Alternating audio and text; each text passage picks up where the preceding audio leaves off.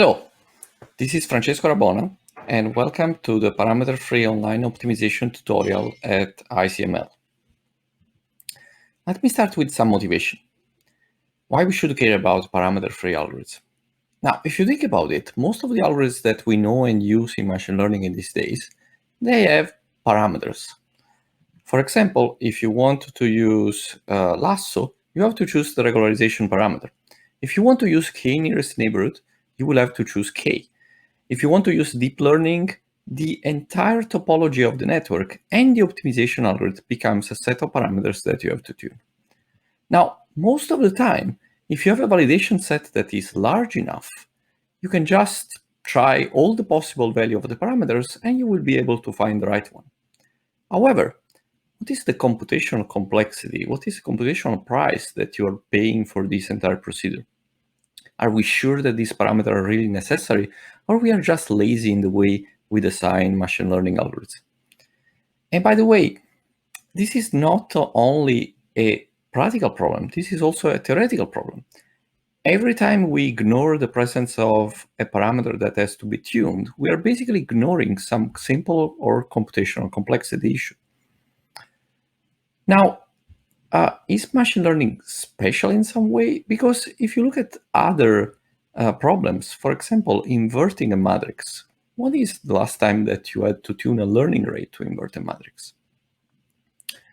So, in my view, machine learning should be about the machines, not about the humans. So we should design algorithms that do not have parameters to tune, do not need humans in the loop that have to constantly check if, for example, the validation error is reaching a plateau so that we have to decrease the learning rate. Everything should be completely automatic. And also, given that we like theory, we would like some guarantees in the sense that we would like the theory to tell us that nothing will explode, at least that. Now, sometimes this is actually possible. And this tutorial is exactly about a method to achieve this idea in many interesting cases. Now, before moving forward, let me tell you something about learning rates and the idea that you can actually remove them completely. I know that every time I tell this idea around, people react a little bit skeptically because we have been used to think that this is the only way to design algorithms. So let me give you an example that hopefully will put you in the right mindset about this problem. Let's say that you have 11 numbers and you want to calculate the minimum of this objective function, that is the sum of the absolute value between the unknown value x and these 11 numbers that you have. Now, you might think about using stochastic gradient descent to solve this problem. It's a convex problem. You can just run stochastic gradient descent, take one sample at a time, and then you have to tune the learning rate. If you find the optimal learning rate, this thing will converge at a certain speed. However, you might realize that this objective function is just the objective function of the median of these 11 numbers. So in alternative, you might take the 11 numbers, sort them, and take the one in the middle. It's important to understand that calculating the median seems to be the right thing here.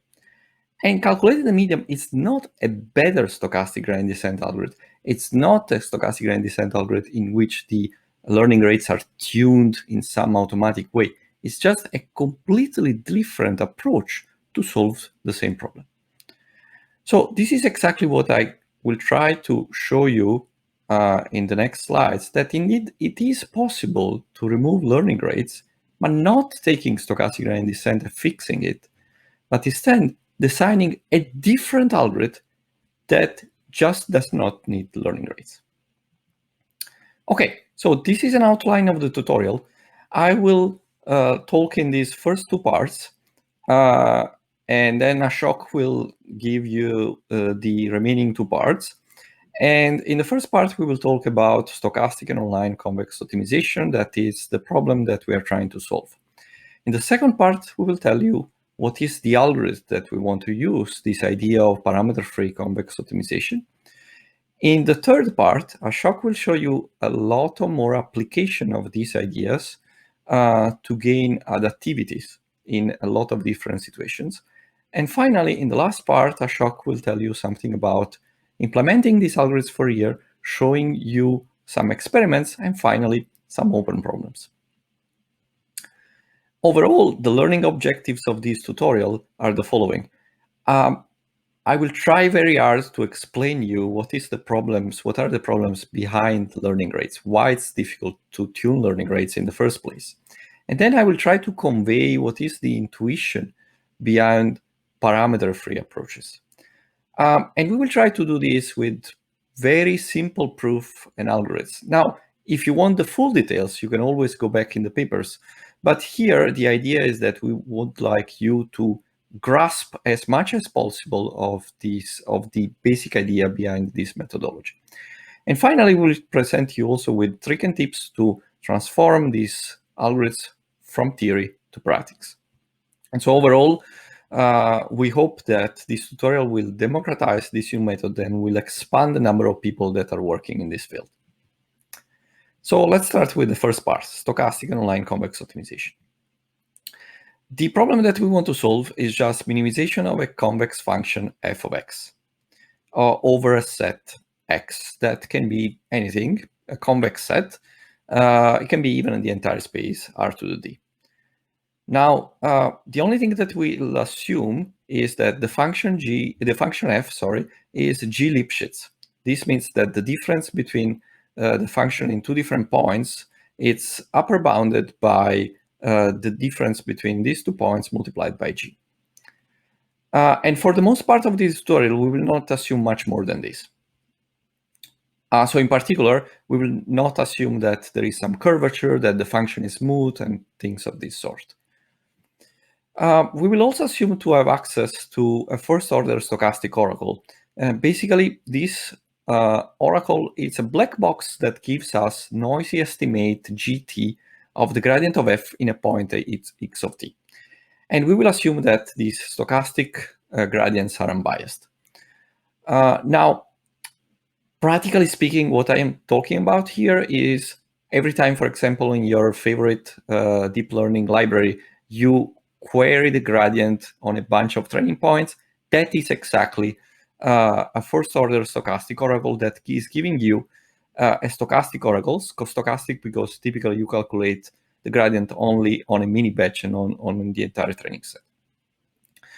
Now, I want to say that I will keep repeating gradient set everywhere, but actually everything works even for non-differentiable functions. You just have to use subgradients instead of gradients and everything goes through. Now, given these two problems, given the problems and the assumption, what is the algorithm that we use? Basically, we will consider stochastic gradient descent. And how does it work? I'm sure you know it. But anyway, just to explain this to everybody, stochastic gradient descent starts from some point, and then in each iteration is moving in the negative direction of the gradient.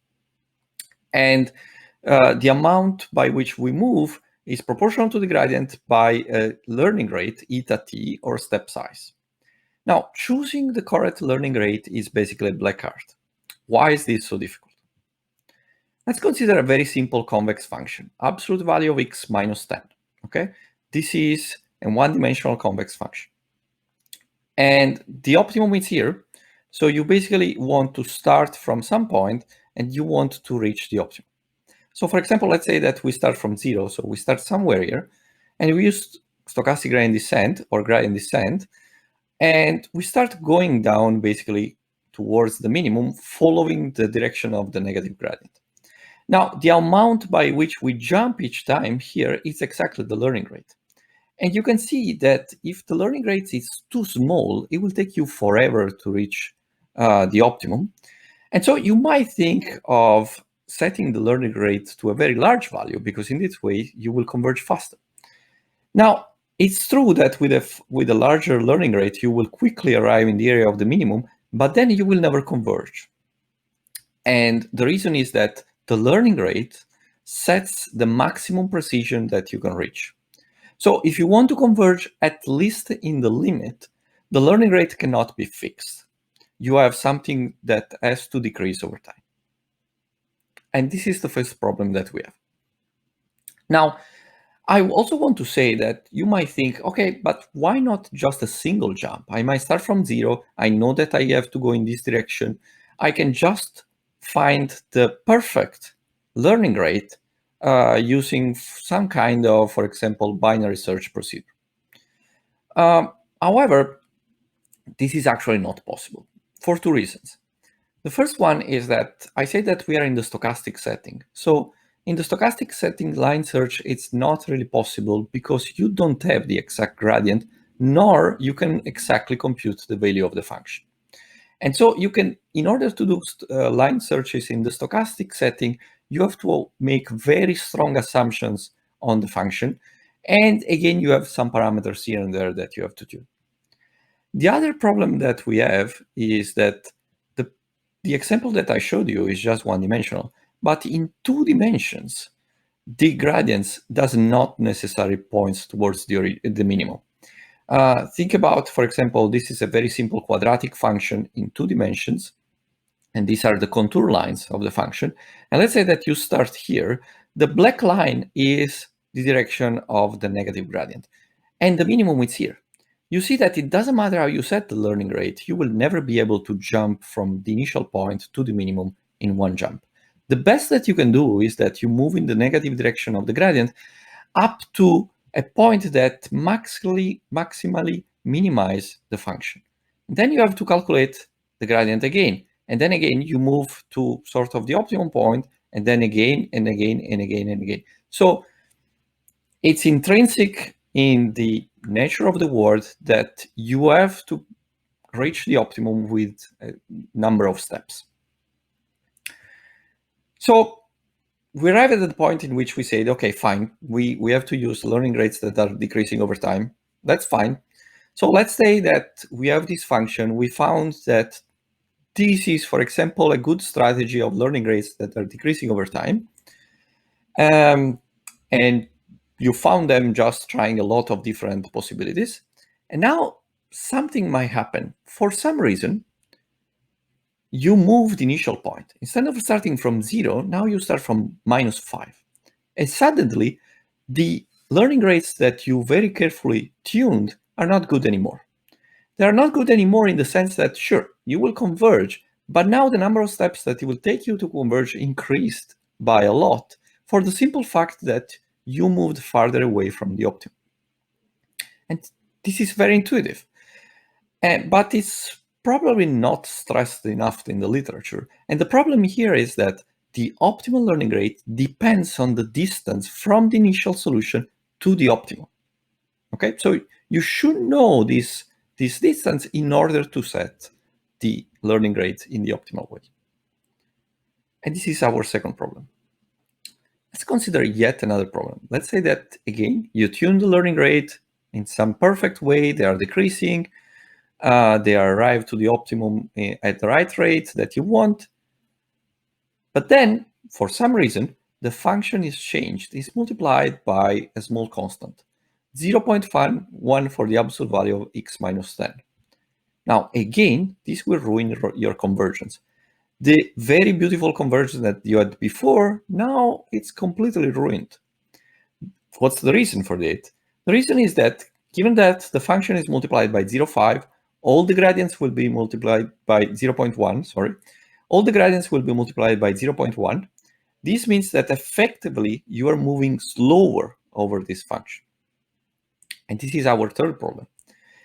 The optimal learning rates depends on the scale of the function, where by scale, I basically mean the Lipschitz constant. You should know that in order to set up the learning rates in the optimal way. Now, you might ask yourself, what about adaptive algorithms? Adaptive algorithms should adapt to all these problems, right? They should solve all of them at once. Actually, they just solve a couple of problems. So for example, if you consider AdaGrad, the only thing that AdaGrad is doing is that the steps that AdaGrad will make will be independent of the scale of the function. So it doesn't matter if I multiply my function by 0.1, you can see that the iterates of the algorithms will be exactly the same of the iterates that I had on the original function. And moreover, AdaGrad is adapting to the scale on each coordinate. And this is a very good advantage to have.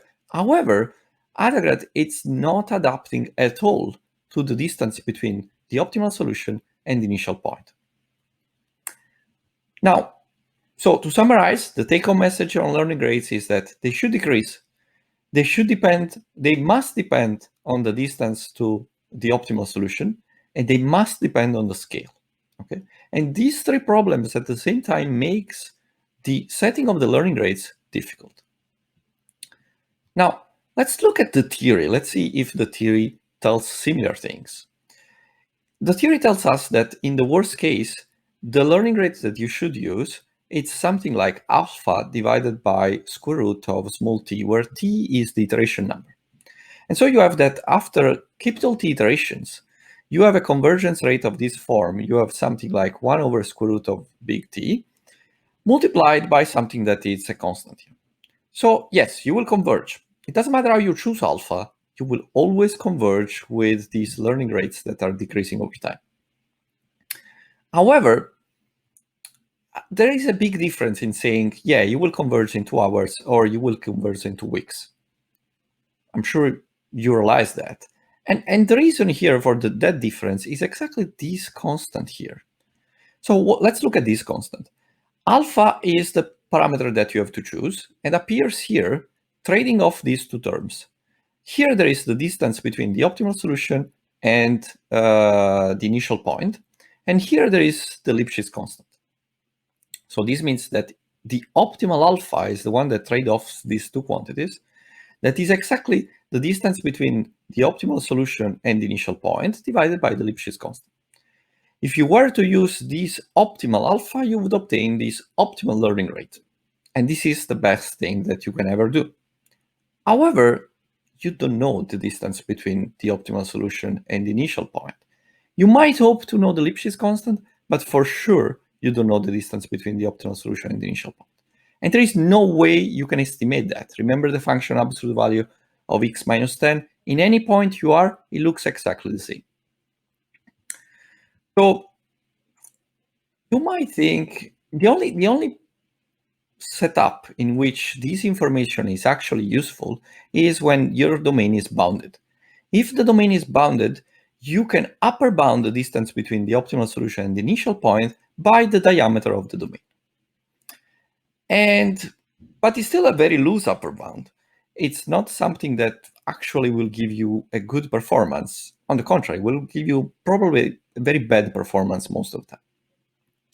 And also, you might be tempted to say, okay, even if things are not really bounded, let's assume that all the iterates are bounded. Let's assume that my domain is bounded, even if it is not bounded. And then let's assume that I know the radius of this domain, and let's tune everything based on this radius. Now, this is not really a solution. First, because you should prove that the iterates are bounded. You cannot really assume that. It's not an assumption that you can make on an algorithm.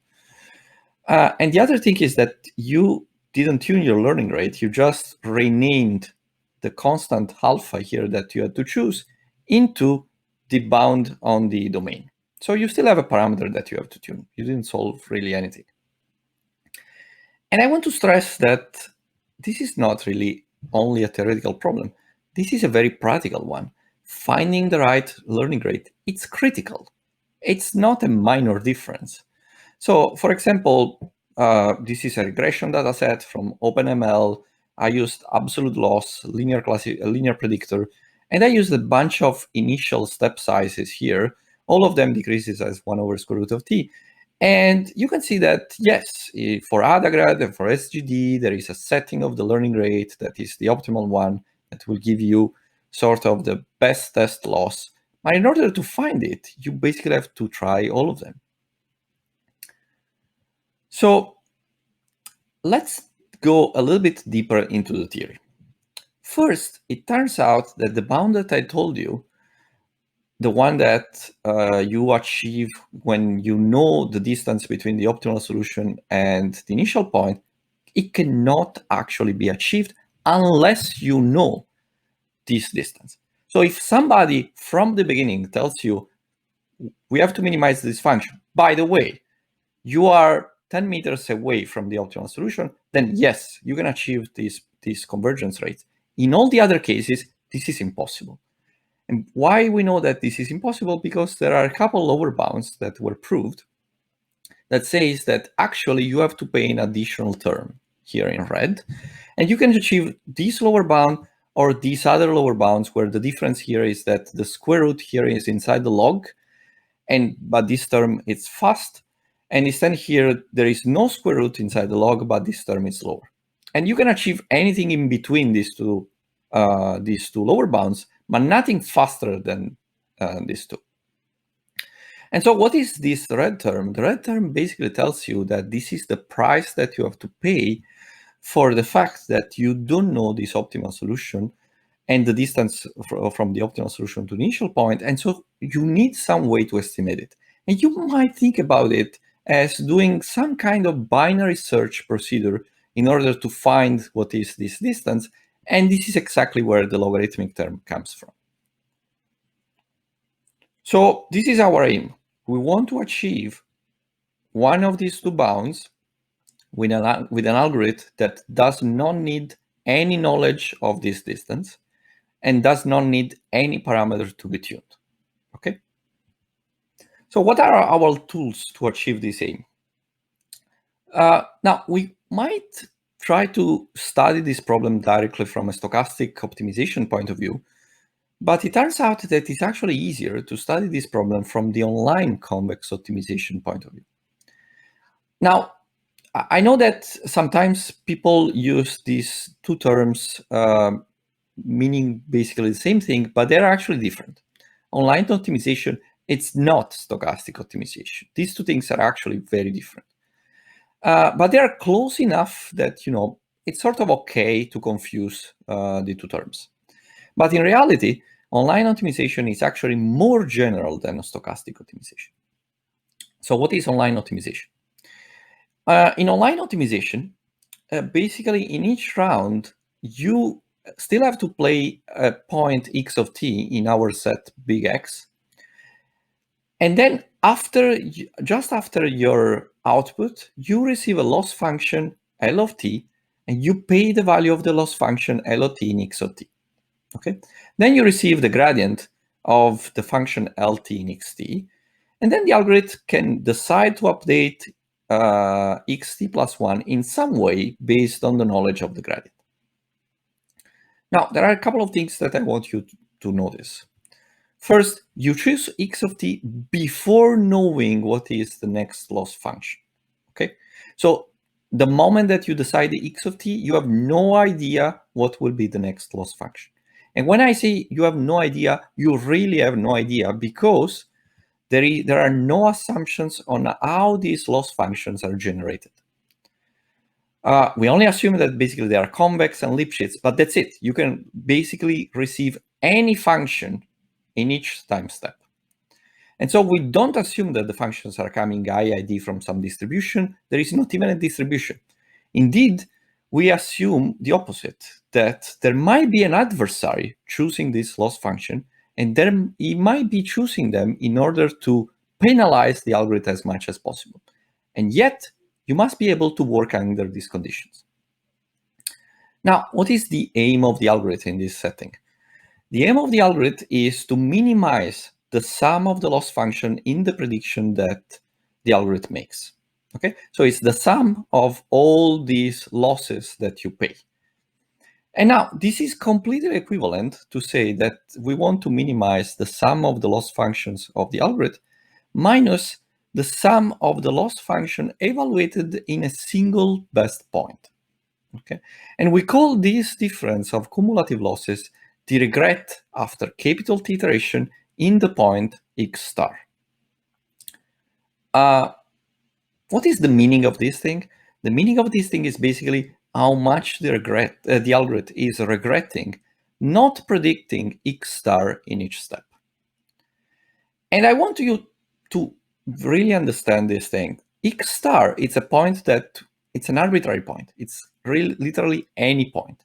So we can even choose x star as the point that minimize this sum here. Okay. Now this means that x star is chosen with the knowledge of the future. Knowing all the functions that you will receive, you can choose x star, and you want the algorithm to be as good as somebody that knew the future. Okay, this is online learning. Now, typically, when you design an online learning algorithm, you will prove that the regret will be sublinear in time. For example, something like square root of t. Now, why we should care about online learning and why we use it for stochastic optimization? It turns out that given that the setting is harder, the analysis actually becomes easier. Why is that?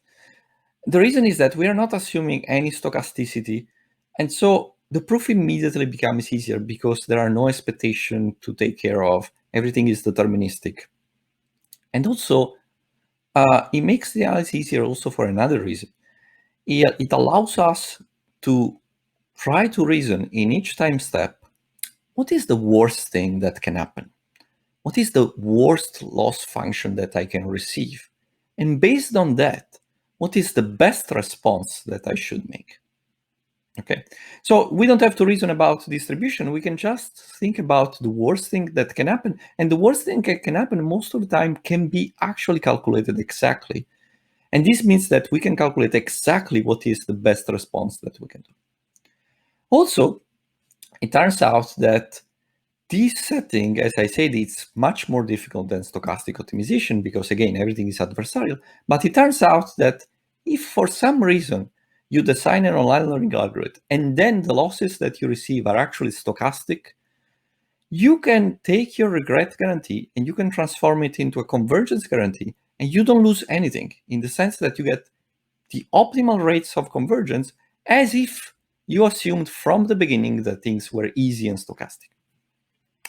And in particular, you can use what is called online to stochastic or online to batch conversion. That basically says you have an online learning algorithm. It's just a black box. It doesn't matter what is inside. The only thing that you need to know is that it guarantees a regret.